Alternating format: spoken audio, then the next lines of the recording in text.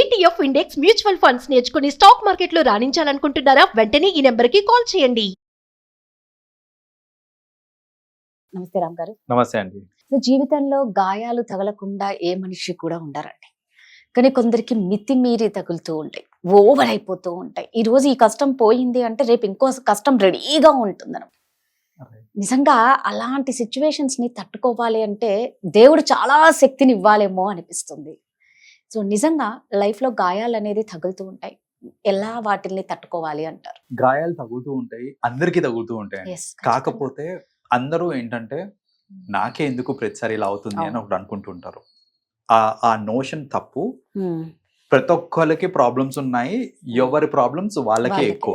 కొందరు ఏంటంటే డబ్బు ఉన్నోళ్ళు కూడా చాలా మంది ఎన్నో ప్రాబ్లమ్స్ ఉంటాయి, డబ్బు లేని వాళ్ళకి ప్రాబ్లమ్స్ ఉంటాయి, హెల్త్, అలా there are various problems for lot of people. So ప్రతి ఒక్కరు సఫర్ అవుతున్నారు.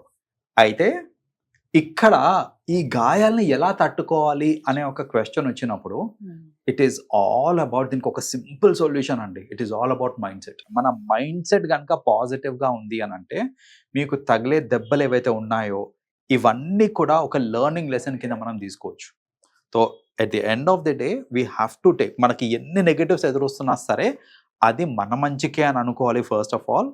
అండ్ దీని నుంచి నేర్చుకోవడానికి ట్రై చేయాలి. మీకు తగిలే దెబ్బలు ఏవైతే ఉంటాయో అవిటి నుంచి నేర్చుకోవడానికి ట్రై చేయాలి.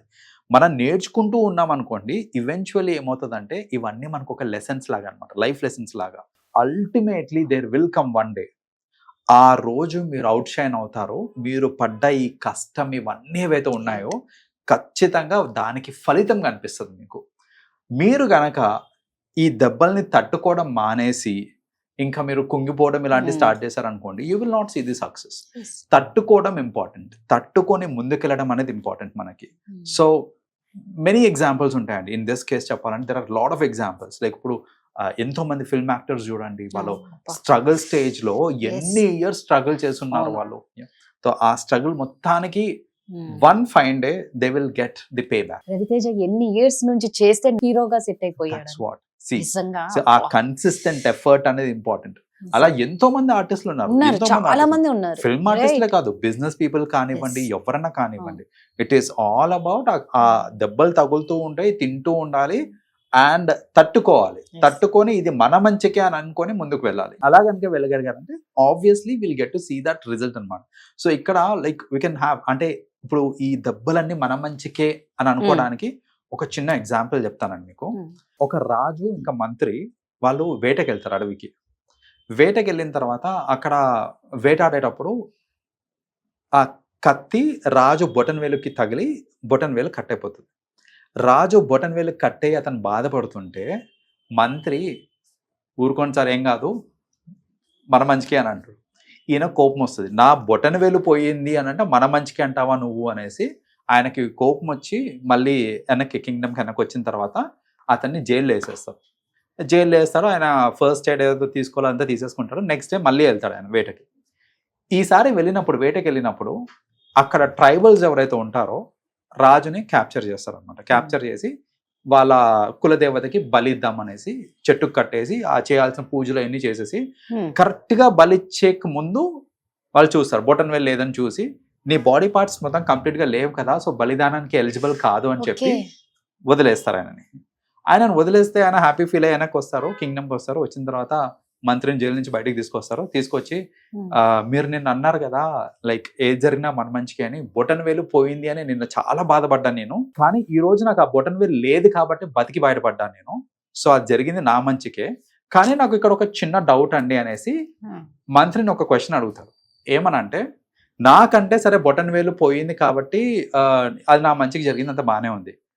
మీరు ఏదో నాకు ఒక సలహా ఇచ్చారు, మంచి సలహా ఇచ్చారు, కానీ ఏ తప్పు చెయ్యని మీరు అనవసరంగా ఒక రోజు మొత్తం జైల్లో కూర్చోవాల్సి వచ్చింది కదా అని అంటే, అప్పుడు మంత్రి ఏమంటాడంటే, ఇది నా మంచికేనండి, నన్ను మీరు జైల్లో వేసి ఉండకపోతే మీతో పాటు నేను వచ్చేవాడిని, వాళ్ళు నన్ను బలి తీసుకునేవాళ్ళు. సో ఇక్కడ చూడండి, మనం ఏదన్నా ఎక్స్పీరియన్స్ అయ్యే టైంలో మనకు అర్థం కాదు. ఆ బొటన్ వేలు కట్ అవ్వడం పోవటం కానివ్వండి, జైల్లో ఉండటం కానివ్వండి, ఇవన్నీ ఏంటంటే ఎంతో బాధాకరం. సో ఇలాంటివి ఎక్స్పీరియన్స్ అయ్యేటప్పుడు మనకు అర్థం కాదు ఇది మన మంచికి అనేసి. లేటర్ మనకేంటంటే లేటర్ పాయింట్ ఆఫ్ టైంలో ఎస్ నేను ఏదైతే గో త్రూ అయ్యానో నా లైఫ్లో అది ఎంత పెద్ద బాధన్నా కానివ్వండి, అది నా మంచికే జరిగింది అని ఒక 1 ఫైన్ డే ఖచ్చితంగా ఆ రియలైజేషన్ వస్తుంది మనకి.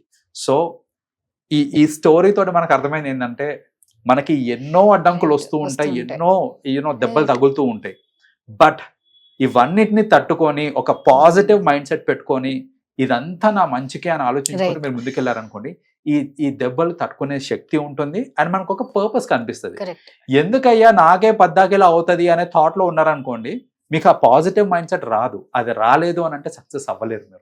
సో అందుకనే దెబ్బలు తట్టుకోవాలి, ముందుకు వెళ్తూ ఉండాలి.